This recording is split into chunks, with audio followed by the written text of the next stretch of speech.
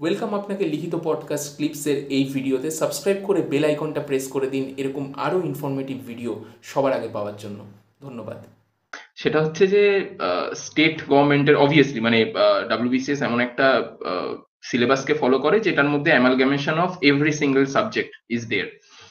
But সেক্ষেত্রেও SSC CGL এর মতো একটা অল ইন্ডিয়া বেসিসে পরীক্ষা, সেটাকে ক্র্যাক করার জন্য কি মাইন্ডসেট বা কি স্ট্র্যাটেজি ফলো করেছিলেন কোট আনকোট? মানে এখন অনলাইনে খুব এরকম এই স্ট্র্যাটেজির একদম মানে যাকে বলে জুড়ি মেরা ভার, প্রচুর স্ট্র্যাটেজি। তো আপনার টু সেন্স যদি একটু আপনি দিতে চান যে আপনার ওপিনিয়নটা কি, কিভাবে ফলো করলে কোনো একটা লেম্যান কোট আনকোট, যে কোট আনকোট ধরুন টপার নয়, who is coming from a very average background, he or she can crack this exam, যদি একটু বলেন।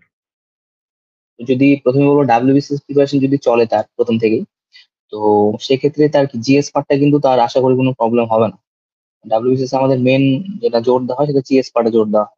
800 নাম্বার যেখানে এমসিকিউ থাকে, সেই যা এমসিকিউ সে ডাব্লিউবিসিএস করতে গিয়ে সলভ করবে সেই তুলনায় সিজিএল এমসিকিউ আমার মতে কিছুই না।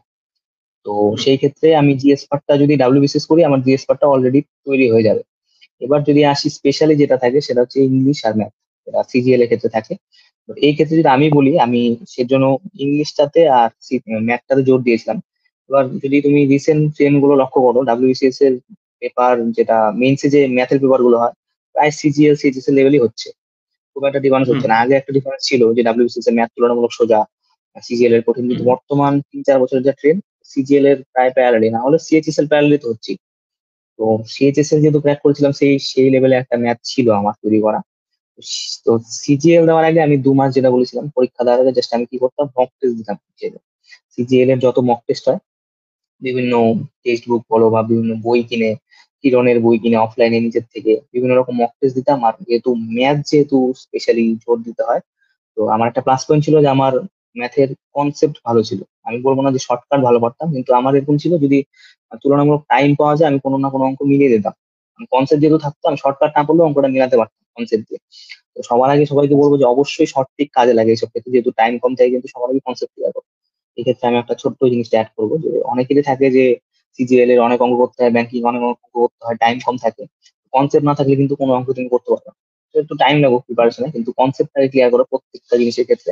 তাহলে কি, তুমি কোনোদিন যদি শর্টকাট ভুলেও যাও, তাহলে তুমি কোনো অঙ্ক আটকাবে না। তো প্রথমে বেসিকটা ক্লিয়ার করো, তারপর তুমি শর্টকাট ক্লিয়ার করো। আর এইভাবে আমি অঙ্কটা করতাম। আর জাস্ট প্র্যাকটিস, প্র্যাকটিস তো লাগবেই অঙ্কের ক্ষেত্রে, অবশ্যই প্র্যাকটিস করতে হবে। আর যদি ইংলিশটা বলি, ইংলিশেও যেহেতু 25 নম্বর একটা পার্ট থাকে ডাব্লিউবিসিএস ক্ষেত্রে, তো সেই ক্ষেত্রে আমার গ্রামার মোটামুটি তোলাই ছিল ডাব্লিউবিসিএস এর ক্ষেত্রে। যদি এবার আমি যখন কম্পেয়ার করি, যেটা হয় যে সিজিএল এর ক্ষেত্রে ম্যাথটা তুলনামূলক হাই, ডাব্লিউবিসিএস এ জিএসটা হাই। তো বর্তমানে দেখলে হুম। ডাব্লিউবিসিএস এর যা সিলেবাস সেটা কভার করলে সিজিএল এর 70%, 60% কভার হয়ে যাচ্ছে।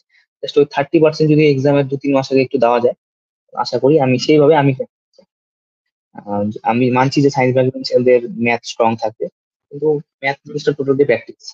সে যদি প্র্যাকটিস করে, ডাব্লিউবিসিএস যদি ক্র্যাক করতে পারে, ডাব্লিউবিসিএস তৈরি মানে ক্র্যাক করার মতো যদি অ্যাবিলিটি থাকে, তাহলে সে অবশ্যই সিজিএল একটু ঘষা মাজা করলে আশা করি ক্র্যাক করা যাবে। অসাধারণ। আর রিজনিং এর ক্ষেত্রে কি স্পেসিফিক কোনো কিছু ফলো করেছিলেন? নর্মাল এসএসসির আরিয়ান্তের কোনো একটা বই ছিল, ঠিক এখন মনে আচ্ছা। নেই। আরিয়ান্তের রিজনিং এর কোনো একটা বই ছিল, সেটা ফলো করতাম। রিজনিং এর খুব আচ্ছা। একটা অসুবিধা হতো না। যেহেতু স্পেসিফিক কতগুলো চ্যাপ্টারে থেকে, সেখান থেকে ঘুরিয়ে ফিরে কোশ্চেন আসে। রিজনিং এ খুব একটা অসুবিধা হতো না। ম্যাথ গুলো প্র্যাকটিস করতে হবে, ম্যাথের 2-3টে বই প্র্যাকটিস করতে হয়।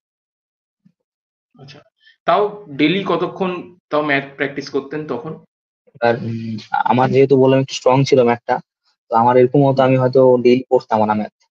অনেস্টলি স্পিকিং, আচ্ছা। যেটা জিএস এ জোর দিতাম, যেহেতু জিএস টা আমাদের ইতিহাস ভূগোল থেকে অনেকটাই বিচ্ছিন্ন ছিলাম 3-4 বছর। হুম। হুম। তো আমার যেহেতু জিএস এ হুম। জোর দিতে হতো, ম্যাথটা সেভাবে করা হতো না, কিন্তু একদমই এরকম ছিল না যে কাছে ছিলাম। এবার হুম। যারা লেম্যান যারা বলছো বা ম্যাথে দুর্বল, তাদের বলবো টাইম দিয়ে কোনোদিন পড়াশোনা হয় না, আমি বিশ্বাস করি না। কতক্ষণ পড়তে এই পড়তে, আমি বলবো কোয়ালিটি অনুযায়ী যদি করে, টাইম দিয়ে বোঝাতে গেলে 2 ঘন্টা তো দেওয়া উচিত যাদের মানে ম্যাথ একটু দুর্বল। ডেইলি আচ্ছা। মানে অন্তত টাচে থাকা উচিত ম্যাথের সাথে, যদি সে দুর্বল থাকে। আচ্ছা। সম্পূর্ণ ভিডিওটি শেষ পর্যন্ত দেখার জন্য ধন্যবাদ। এবং যদি ভিডিওটি ভালো লেগে থাকে তাহলে একটা লাইক করে দিন এবং সাবস্ক্রাইব করে দিন যাতে এরকম আরও ভিডিও আপনি সবার আগে পেতে পারেন, এবং কমেন্ট করে জানান কেমন লাগলো বা আপনার কি মতামত এই ভিডিওটা সম্পর্কে, এবং বন্ধুবান্ধব সবার সাথে শেয়ার করতেই পারেন। Thank you.